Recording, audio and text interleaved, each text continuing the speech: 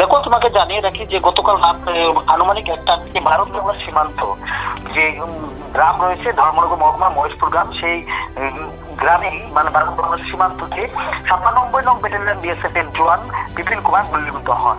ঘটনাটি ঘটে রাত 1টার দিকে।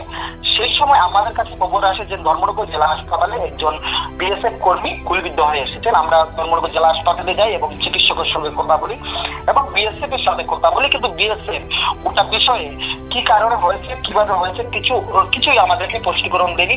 আমরা যতটুকু জানতে পারছি, ধর্মনগর জেলা হাসপাতালের চিকিৎসক প্রসন্ন ভট্টাচার্য জানিয়েছেন যে ওই বিপিন কুমার উনি ধর্মনগর মহকুমার যে 97 ব্যাটালিয়ন রয়েছে ধর্মনগর যে সীমান্ত লাগোয়া গ্রাম বর্ডারে বিএসএফ, সেই ব্যাটালিয়নে কর্মরত বিপিন কুমার তিনি ধর্মনগর মহেশপুর এলাকায় কর্মরত ছিলেন। সেই সময় 2টি গুলি লাগে বাঁ হাতের যে শোল্ডার রয়েছে আমাদের সেই জায়গায়, এবং পরবর্তী সময়ে প্রাথমিক চিকিৎসার পর উন্নত চিকিৎসার জন্য ধর্মনগর জেলা হাসপাতালের চিকিৎসক আগরতলা যে রেফারেন্স হাসপাতাল রয়েছে জিবি, সেখানে স্থানান্তরিত করেন উন্নত চিকিৎসার জন্য। উল্লেখ্য বিষয় যে ইতিমধ্যে যে উত্তর জেলার বিভিন্ন যে সীমান্তবর্তী এলাকা রয়েছে, প্রায় সময় দেখা যায় বিএসএফ বিভিন্ন জিনিস যে কেটেল হোক বা নেশাদ্রব্য হোক স্মাগলিং এর সময় আটক করছে এবং অভিযান চালাচ্ছে। তাতে করে বোঝা যায় যে সেখানে তো একটা স্মাগলিং এর ব্যাপারটা রয়েছে এবং পাশাপাশি যে বাংলাদেশ রয়েছে, পার্শ্ববর্তী দেশ বাংলাদেশ, সেখানেও কিন্তু একটা অন্যরকম পরিস্থিতি, উচ্ছৃঙ্খল পরিস্থিতি রয়েছে।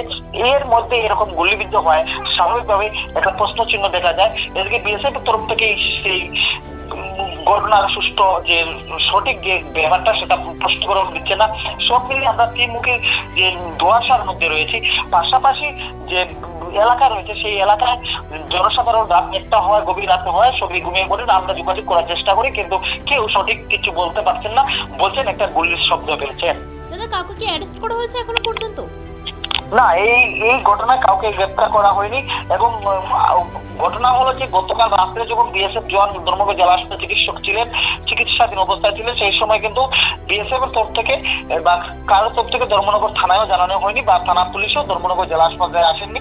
তারা 10-15 মিনিট চিকিৎসার পর, প্রাথমিক চিকিৎসার পর তারা যে বিএসএফ রয়েছে ঊর্ধ্বতন কর্তৃপক্ষ, তারা তাদের জওয়ানকে আগরতলা রেফারেন্স হাসপাতাল জীবিত নিয়ে যান।